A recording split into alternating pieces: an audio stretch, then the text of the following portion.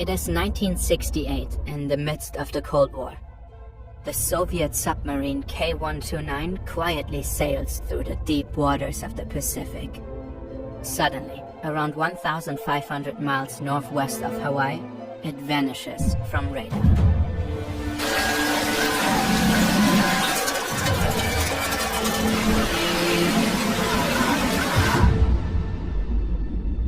To this day, no one knows why it sank.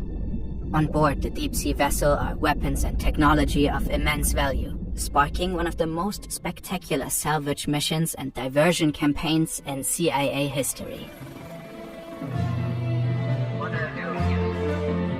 This is the truly insane story of Project Azorian.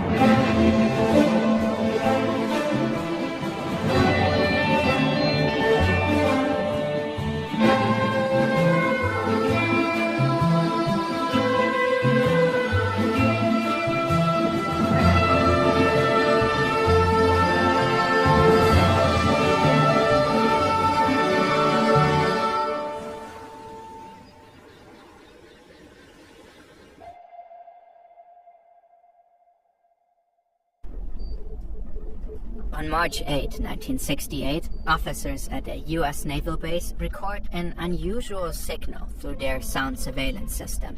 SOSUS is a state-of-the-art technology to detect submarines. The signal, which presumably originates from an underwater implosion, can be traced to a specific location around 1,500 miles northwest of Hawaii. It's an area known to be patrolled by the Soviet Navy. Meanwhile, in a Soviet control center, the Soviets make several radio checks on their ballistic missile submarine K-129, all without success. Something is wrong. They immediately initiate a massive search for the missing vessel. It will last a full 2 months, with no success.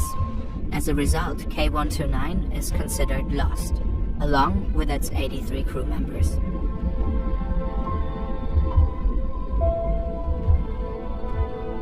The US military closely monitors the activity of the Soviet Navy from a distance.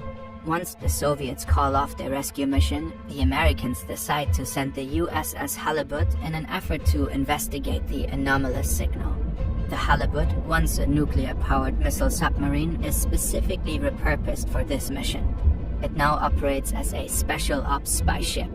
It features cutting-edge sonar and satellite technology, replacing its missile systems with specialized intelligence-gathering equipment. With the advantage of their advanced technology, the US Navy is able to narrow down the search area. In July 1968, the USS Halibut starts its journey to the search area from Pearl Harbor. After 2 months of searching the ocean floor, the submarine finally locates something strange. They deploy a small cable-controlled device. This device can descend to depths inaccessible to the submarine and gather information on the terrain of the seabed. Like a little fish, the device dives down and takes photos of the strange object on the ocean floor.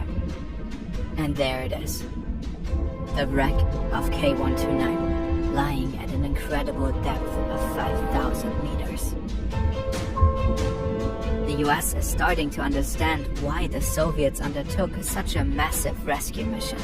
The submarine likely carries highly valuable weapons and top-secret technology. Stuff the Soviets really wouldn't want the Americans to get their hands on.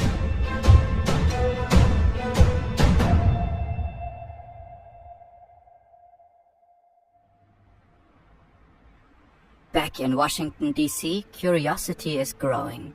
The government is aware of the unique situation. As a result, President Richard Nixon approves a risky mission. If it fails, it could trigger a hot war between the USA and the Soviet Union. At that time, the Cold War had reached a détente, a temporary ease of the arms race. But the chance of retrieving an enemy vessel carrying invaluable military treasures is too significant to ignore. This marks the beginning of a truly unbelievable mission. The CIA is ordered to conduct a secret operation. In contrast to the military, the intelligence agency works more efficiently and is less regulated. At least that's what experts say. recovering a submarine from a depth of 5,000 meters is a challenging and expensive task. The agency's solution, while seemingly bizarre, is very straightforward. They want to build a massive claw to lift the submarine from the ocean floor, similar to an 80s arcade game. But instead of stuffed animals, you get a Soviet war machine. The CIA comes up with a plan. A special ship is required. It needs to carry a giant claw capable of grabbing a colossal submarine. But it has to look like a civilian vessel from the outside.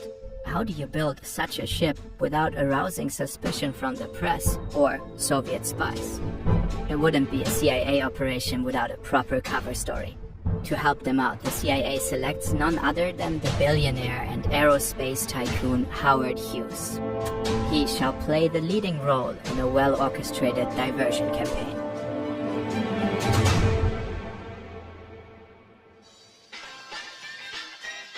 Howard Hughes lives secluded on the top floor of the Desert Inn Hotel in Las Vegas. He's eccentric, paranoid, and extremely rich. The way he does business is unconventional, and he's known for his many ventures. Some people refer to him as the Elon Musk of the 60s. As part of the diversion campaign, Hughes expands his business ventures into deep-sea mining. He creates a company dedicated to mineral exploration and commissions the construction of a deep-sea mining vessel, the Hughes Glomar Explorer.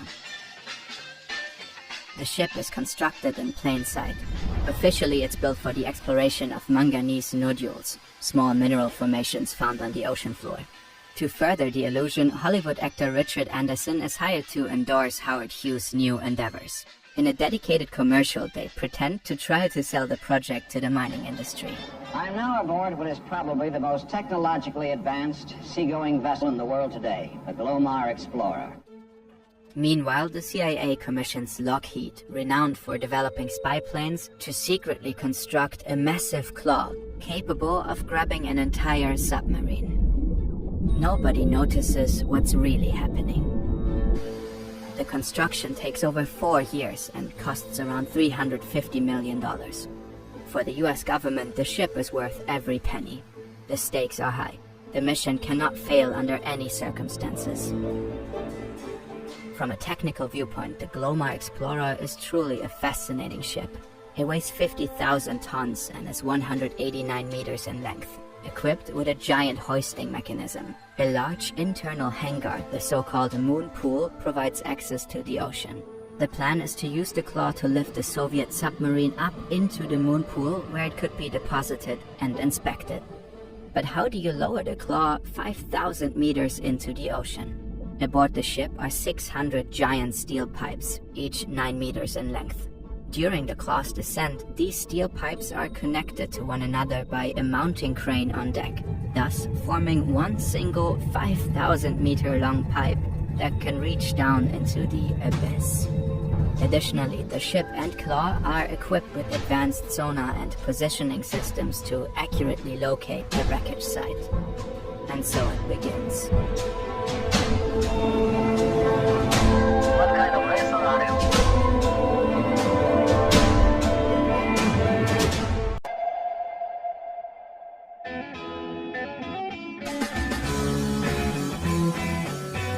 It's the summer of 1974. 6 years of preparation have gone by. Meanwhile, K-129 is slowly decaying on the ocean floor. The recovery ship is on course to the wreck site.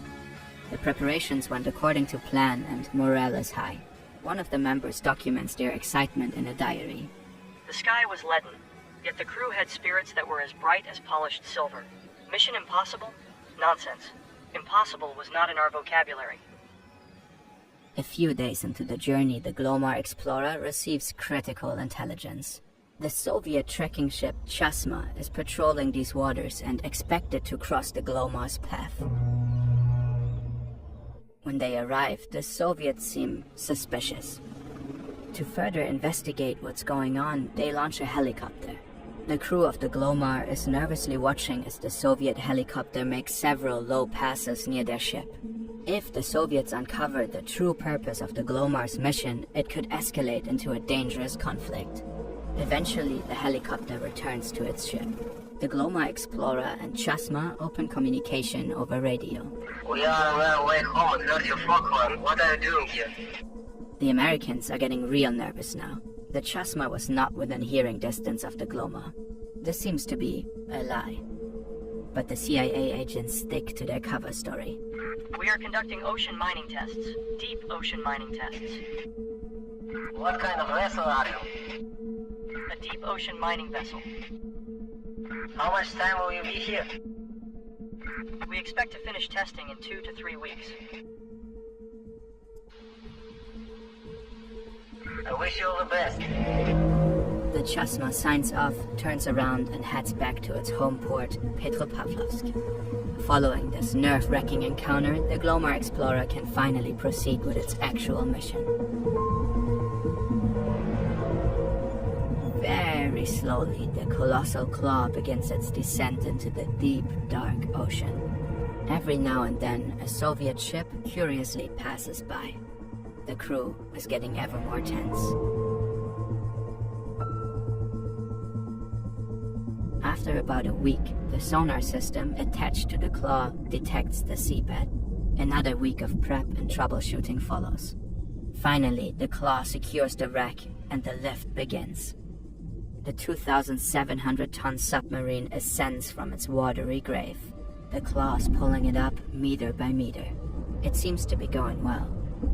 Then, suddenly, the claw partly breaks and opens.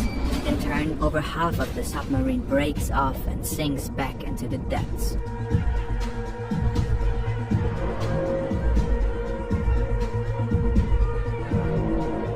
With most of K-129 tumbling down to the ocean floor, the mission failed, at least in parts. Years of hard work, tax money, meticulous planning and secrecy. For what? Less than half a submarine. But that's not the end of the story.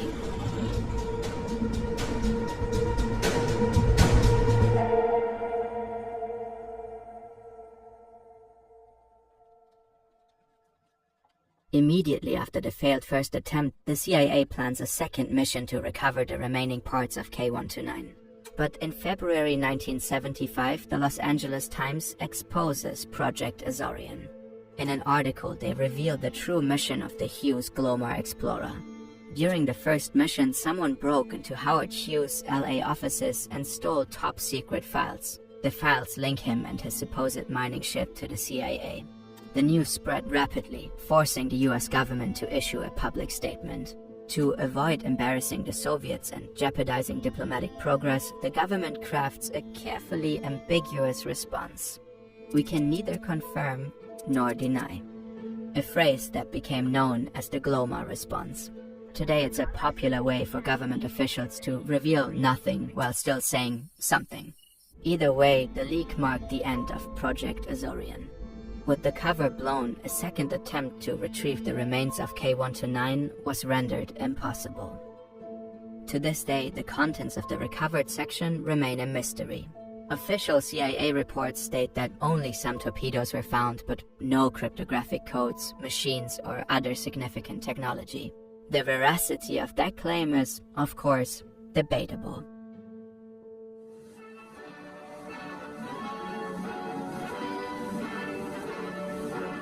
The CIA did find 6 deceased Soviet crew members in the retrieved section of the submarine. These men were given a formal burial at sea, which was filmed by a CIA documentary crew. The footage was declassified and presented to Russian President Boris Yeltsin in 1992 as a gesture of goodwill.